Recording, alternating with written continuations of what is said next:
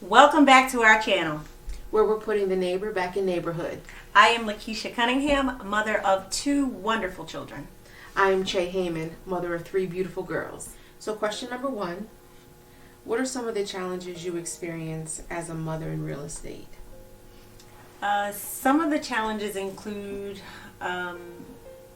balancing your relationships, especially with your spouse and also with your children. As a real estate agent who has done this for some time, I actually had a chance to talk to my children and kind of ask them, what they enjoyed about me being a mom in real estate and some of the things that they did not like. And one of the things that they expressed to me is that they felt appreciative of the things that we were able to do as a family in regards to vacations, some of the materialistic things that they received. However, they also did express a dissatisfaction with times where I was present at games, but I really wasn't present because I was working and wasn't paying attention. So I think, it put things in a proper perspective for me. I didn't realize that they realized, I guess, that even though my body was physically there, that my mind wasn't. So I would say one of the challenges that I have is just being present in the moment when I do allot the time to be with family. So Che, as a mother in real estate, what small routine change have you learned that has been a game changer for you? I would say changing the routine of always being the one to introduce content. So I've allowed my children to bring me their ideas that they've seen on TikTok and on Instagram, and then we can play out those scenarios together so that we can work together as a family. We're still spending time together. We're still opening up dialogue. My daughter's bringing me her ideas, and she's watching me put those ideas into perspective through my business. So it also teaches her that she is seen and heard, and she's helping mommy build this business and this legacy for her initially as we go forward. So staying inclusive and allowing her ideas and their ideas together is probably one of the things that I've changed versus just doing it on my own, thinking this is my business, I have to build it myself. It's an all-inclusive package, me and the kids. So you allow them to kind of share in the building, so they feel like it's a part, and that they don't feel like this is just mommy's job, this is just something that mommy's doing and she's kind of pushing me off to the back. Like they're a part of your process and you're including them in the day-to-day kind of operations and the marketing. Right. Well, it's true because they're watching me. Absolutely. So everything that I'm doing, they're watching how it plays out, and they're watching how I manage my time, how I manage them, and I'm trying to teach them these skills that I can still be a mom, I can still work a 9 to 5 plus overtime plus whatever I need to do on the weekends, and still be present to raise them as well. I also believe that it allows them to see the, as you're telling me this, it allows them to see the impact that their ideas and their contributions make on not only your business, but the business that you're building that they will someday take over. Yeah, hopefully, right? Yeah. Isn't that the goal? That is the hopefully. goal. Yes. I think also it's important that they understand if you want something to really organically be grown, you have to water it. And sometimes it does take a village, just like it takes a village for us to raise our children. It takes a village for them also. It's their ideas. It's, they're staying up with me and, in the middle of the night thinking up ideas and writing things down, and they're watching it play out in real time. So I'm trying to show them that if they work hard at something through example, this is what your harvest can be if you really water it the way you're supposed to. Aww. Okay, so our next question is, what shift in mindset caused a major change in lifestyle for you? I think I had to, first of all, believe that I was capable of achieving what I was going after. And but before it even got to that point, I had to believe that I deserved it. And what I mean by that is when you achieve or reach a certain level, sometimes you can't get to the next level when you believe that you should be content in what you have accomplished. And there was a certain point where when I wasn't content, I felt like maybe I should have been content. And then when I got exposed to different circles and seeing people that had accomplished so much more than I had, but yet they were still humble and they were still good people, then I felt like, oh, well, I could do this too. So it wasn't until I believed that I was capable of achieving these things, but I also had to believe that I was worth it, meaning like it wasn't out of my reach. It wasn't something that I didn't deserve, and that by achieving it, it was going to change me and change my character. So once I got comfortable with that mindset, I then could go on to achieve better things. And like right now, I don't believe that anything I believe, well, basically, I don't believe that there's nothing that I can't accomplish. Right. Now, obviously, I'm always knowing and understanding that I have to trust in God's timing and trust in the relationships that He's established for me, trust, in the doors that He's allowed me to walk through. But I don't believe that there's anything that if it's good for me that He's going to deny me access to. And it wasn't until I could adopt that mindset that I even felt like I wanted to go to newer levels.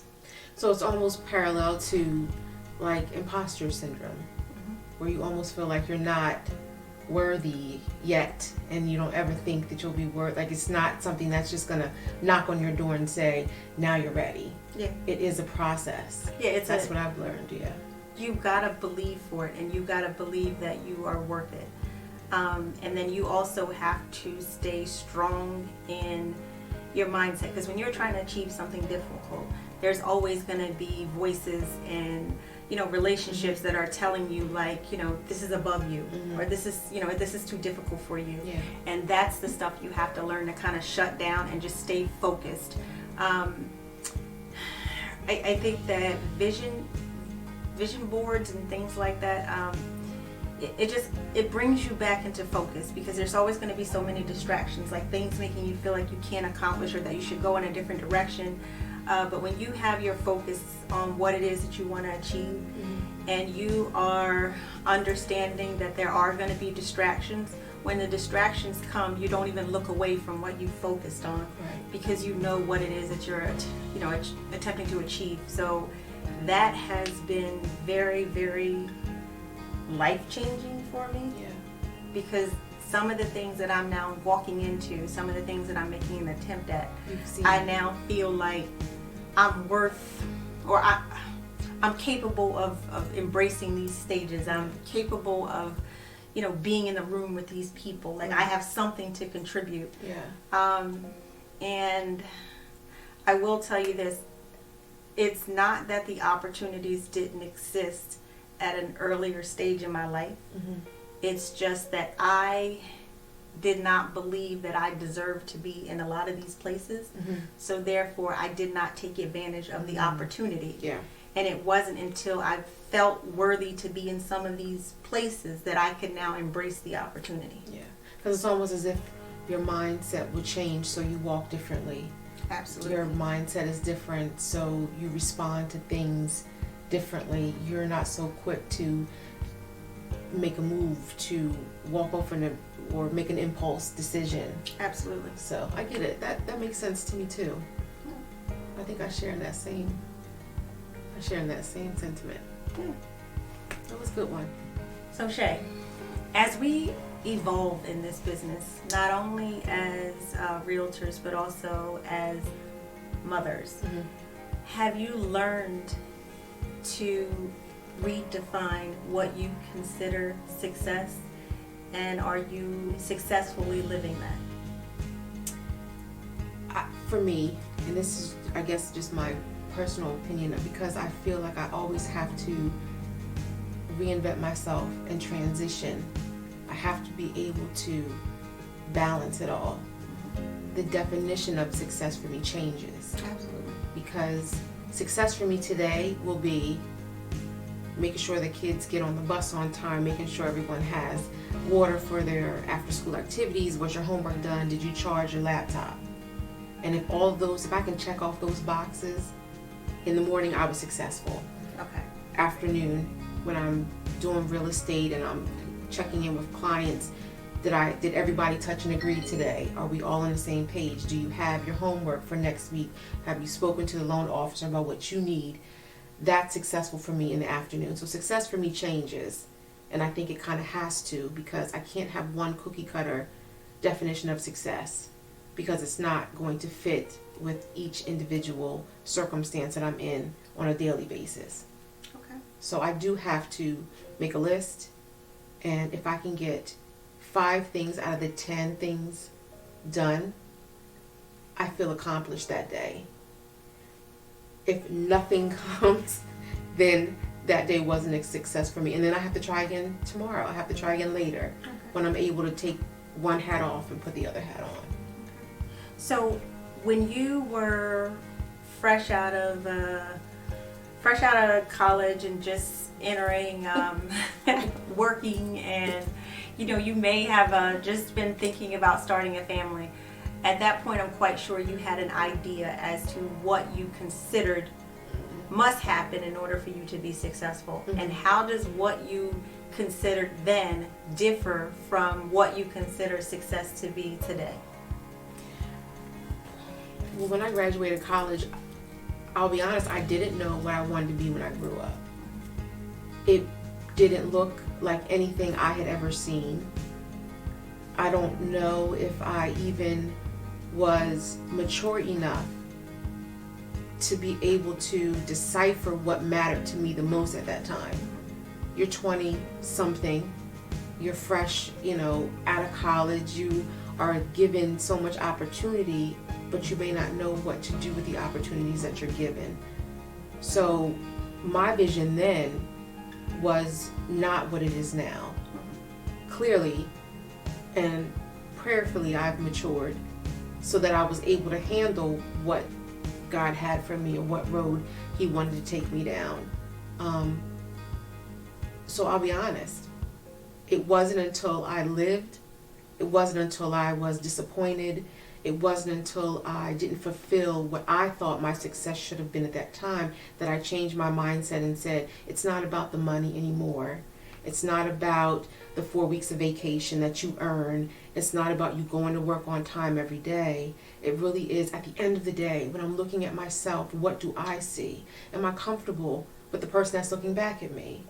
Am I okay with her and the way that she is in her life right now? And if it's not, I had to have the courage enough to say, I've done my 4 years of college. I've paid my school loans, and I've actively been trying to pay on time, but this is not what I want to do with my life. I had to be okay with knowing that I probably am not going to use my degree. I'm probably going to do something that means so much more to me because it's a part of a legacy that I can leave to my children, which to me is more important than any bill I'm paying to Sally every month, quite honestly. Okay, so it sounds to me like life in prioritizing what becomes important, especially after you become a parent, redefines what you consider to be success. Okay, so basically we just want to share with you some of our experiences so you can see if you're struggling balancing real estate and motherhood, it's possible, it can be done. Yes, you will experience some challenges, but they can all be overcome. Yes, what you feel is success can change, and it's okay for it to change.